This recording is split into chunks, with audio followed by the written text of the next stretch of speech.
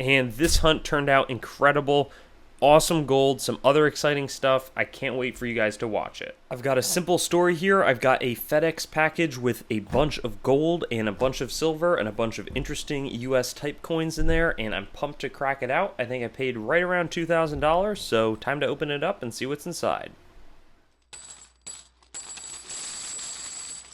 And when I said gold, I meant 4 coins. We'll take a closer look at that, but let's get this thing partially unboxed. It looks like there's a lot of really cool items. I'm going to save the gold towards the end just because I'm probably as excited about it as you are.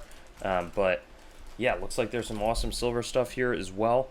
Excited to see what's inside. I guess I'll probably just go. Let me take this paper off screen so that my source is not unveiled, because I think it's some pretty nice items that I want to protect going forward. We'll start just opening stuff bag by bag here, and a lot of it's separated out by purity. We've got a deal based off of the metal inside of the coin. So 1926 crown is a nice one, and I'm probably going to go somewhat quick here just because I'm going to zero in on the more unique items. So 1925 one Reichsmark can be a little bit more interesting, right from that Weimar German period. There's a New Zealand 1934 shilling, but definitely a great little mix right there. It seems like we've got this 82% silver Chinese. If somebody knows what it is, I bet it's like some kind of, Guangdong, or no, this is Fujian province, 7.2 candarines.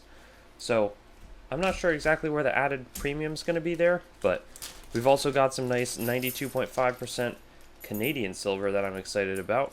Looks like we've got, hopefully even from the province of Newfoundland, which is, I think that's more like northeastern Canada. There's another nice coin from Newfoundland, 1874, 1919 Canadian 50-cent coin.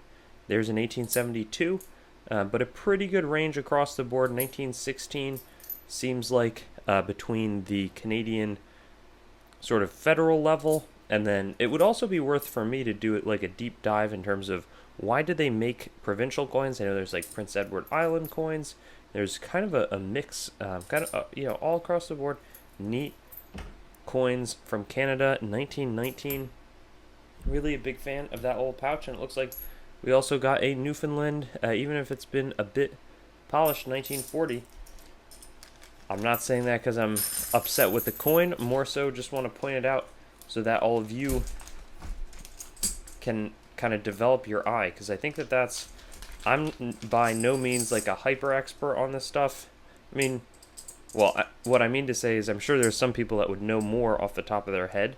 Here's a nice 1938 2.5 golden, but I want to help pass along what knowledge I do have. Basically 1945 peso from Mexico, and then we've got 2 of the 2.5 golden coins of the Netherlands, Queen Juliana after Wilhelmina. There's a 1942 S. That one's minted in San Francisco, Netherlands, East Indies, because they were taken over by the Nazis in World War II, and so we struck coins for them. There's a Philadelphia mint, quarter golden, all 72% stuff coming from the Netherlands or their kind of greater territories. We've got a few of these U.S. Philippines, so obviously after the Spanish-American War. And a very nice, maybe I'll throw in a few extra bucks for this one.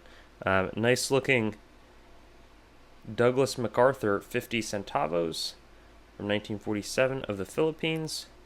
And we struck a bunch of coins for them until we kind of relinquished our control following World War II of that area. And then we've got a little bit more sterling. This kind of has a very high likelihood to be mostly British stuff, which is what it looks like to start here. We've got some sixpence and coins from, that's a very nice, that's a pretty looking florin. Has a very nice shine to it, nice luster. Australia Ram shilling, interesting design, but a nice batch of these florins, which I generally find in much worse shape, so that's definitely very welcome. And it looks like there's maybe a mini set, or a lot of them. You know, it's interesting when you see coins, like if I'm dealing with the hoard of ancient coins, you can often tell, oh, these all came from the same group. Well, these certainly seem like they came from the same collection. They've got a very similar look to them, of like World War II era sterling, and then a few others seem to have gotten mixed in. This is not just one collection, but from a coin dealer, and so they've aggregated multiple different collections. Here we've got a 50 centavos from Mexico, 1906, a Hong Kong 1900 coin, and a 1906 10 centavos. Very fun. It's also like 1 a.m. as I'm going through this, so I apologize if I'm going too fast, but I generally love these videos, and so I was like, there's no way I'm going to skip making a video just to inventory this stuff quicker. Here's a 500 lira.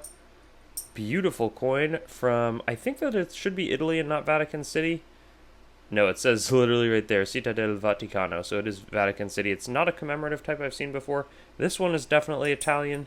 This one's also Italian. These you can often date on the sides. That says 1970 right there.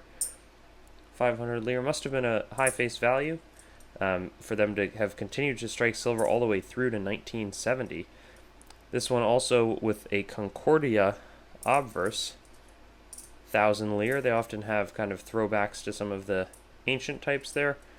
Then we've got a nice lustrous and toned 500 lira, 1976. Beautiful. I love the greens and the oranges on that coin. Oh wow, and we got a little treat here of the Ceres 1895 type, Ceres CERES, minted in France following, oh, and a bunch more French coins right here. Very fun. They minted a bunch of interesting coins after Emperor Napoleon III, who was the nephew of Napoleon I, kind of gets deposed, removed from power. We've got some Dutch coins right there.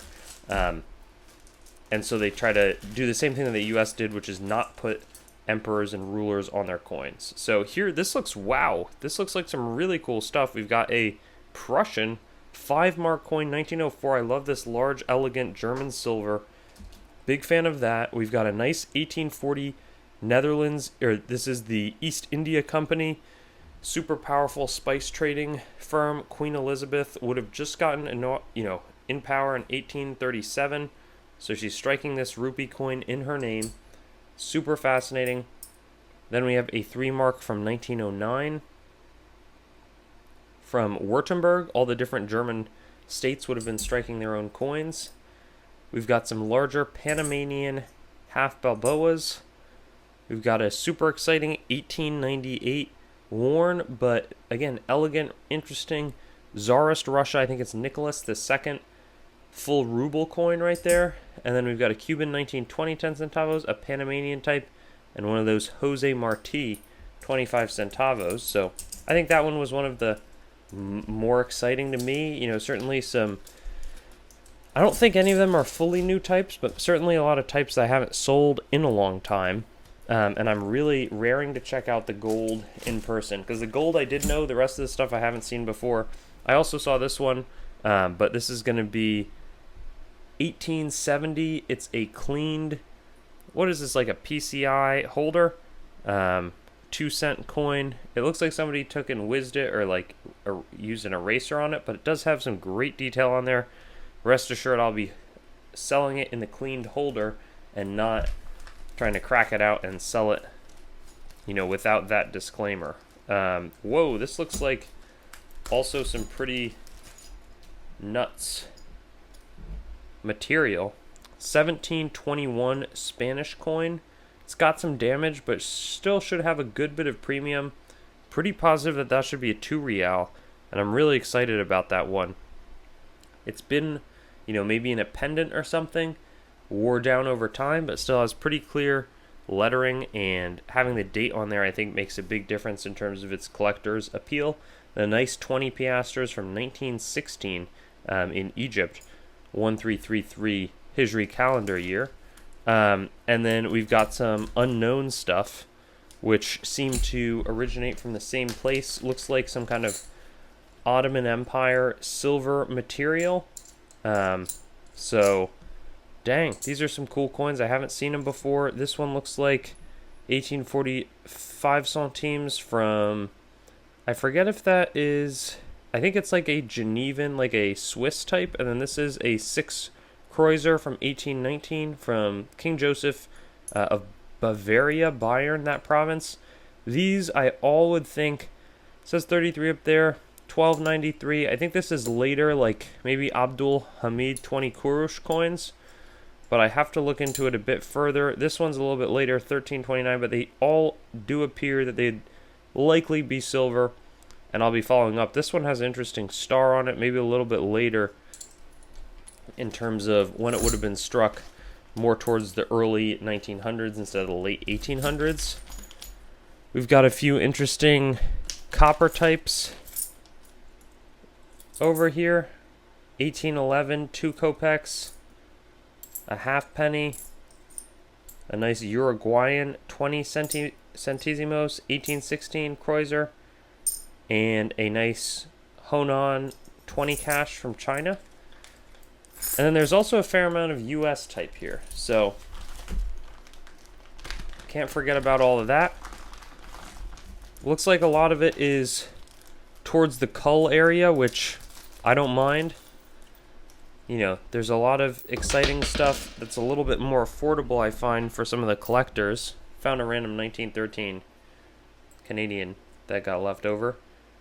But 1867, does it have? We'll see if there's any with rays, because we started putting rays on the shield nickel when we first started striking them, but it was wearing down the dies that you were used to strike the coins, so that's often been a reason why they've redone designs on US coins, is so that it makes the coins easier to strike, and the dies that strike them don't just immediately fall apart the same way. Here we've got a bunch, 57, 58, 58, 57. Some nice Flying Eagle cents, which, you know, again, always interested in cool US type. We've got 1853 seated quarter. We've got some 1865, 66 solid looking 3-cent pieces. Let's see, mixed in some half dimes here. 41, 57, 53, 54, 53, and 54. These little arrows is because the gold rush made gold less valuable than silver in America, so people were just melting down all the silver coins and trading it for gold, and then exchanging the gold money for silver money, melting the silver money and going and buying more gold, repeating the cycle, drying up the American change. So they reduced how much silver was in there and threw on the arrows. Same thing, 1853.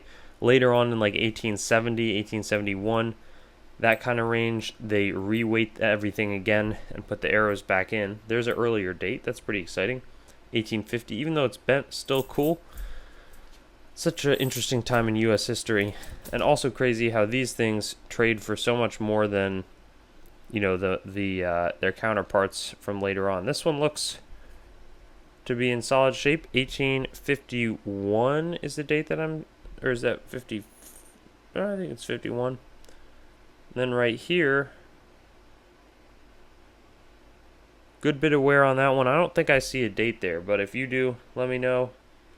It also, that's what I was going to say, it kind of looks fake or something. Let's take a closer look at this. It might just be like a little token, or I wonder if it's some kind of rare type. Because look, there's, that is fascinating. I was going to say that the lettering looked pretty off. Maybe I'm going to be revealed to know nothing about coins, but does that not look like... Yeah, there's clearly some sprigs there. I'm going to have a look at that, figure out if it's just a design change or if it's something that's going to make me look like a little bit of an idiot, or if it's some kind of rare design, in which case I'd send these guys a little bit more money as well.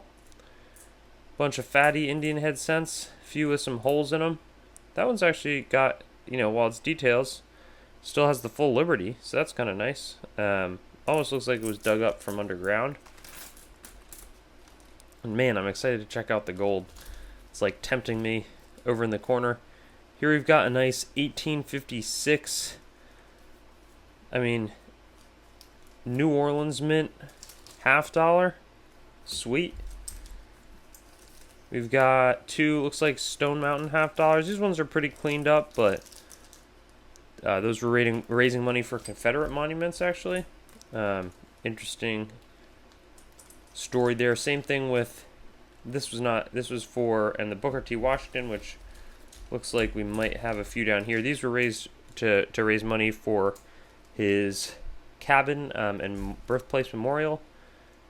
These are some interesting coins as well. And then lastly, on the commemorative $50, we got some pretty solid looking silver Colombian commems, which is great. And then let's see what I've got in terms of the large cents, because this could be a very much a potpourri. Here's an 1824. It looks like a 24 over, like I can't tell if that's an overdate or just a little bit of damage to the date. Interesting question to ask. 1855. Probably got put on a necklace or something, or a pendant. 1847 in decent shape. Maybe a little bit of graffiti. 1837. 1844. 1820 coin. 1835. 1849. 1842. 1835. 1848.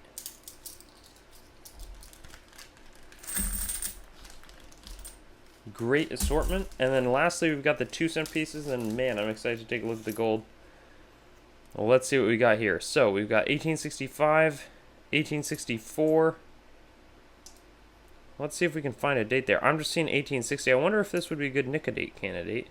1864, and I'm not looking for the large or small letters, so I might sell it and not realize it. And 1871 is going to be the last one. Incredible. Time for the gold, everybody. Let's take a look here. I think it might be Spanish is what I believe I saw. He said, he did it based off of the gold value.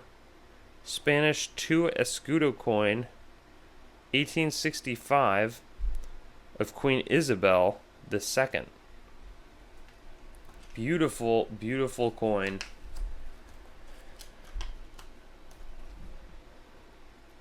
Another 1865 2 escudo, very charming. And for people, when the gold price is this high, it's nice to have some pretty fractional gold stuff, just in terms of low entry, entry point, low price point type deal. Here we've got a 4 escudos coin of 1867. I mean, beautiful type. You can see that's like the cleaning that I'm talking about. Like, you can see how there's a bunch of wipes across the face, and really like under the chin, going parallel with the chin. But a beautiful type. I'm a fan. And then this is maybe my favorite coin. It's the largest one here. It's a 4 pesos from the Philippines, the Spanish Philippines. So we talked about how the U.S. had won the Philippines after the Spanish-American War. There was also a conquest by the Spanish. So in 1868, Isabel II would have struck coins for the Spanish Philippines in gold, 4 pesos. Fantastic type. And just a great way to cap off this search, hunt, whatever you want to call it. We got a ton of great U.S. items. We've got a really killer assortment of world coins. It's time to kind of get inventorying for me. But I'm really excited with what we got, and we'll look forward to bringing it to you. All this stuff I really bought for resale. Sometimes I'm keeping stuff. This batch is a little bit more for resale just because gold is tough to hold on to for a long time for me. But very, very thankful and excited, and we'll see how they all do when they go to the auction block. Thanks for watching the video. Make sure to head on over to treasuretown.com and sign up for our email list to stay up to date on everything that's happening, whether it's auction updates, exciting new inventory drops, coin collecting news, or general informational resources. Hope you enjoyed the video, and I'll see you on another one.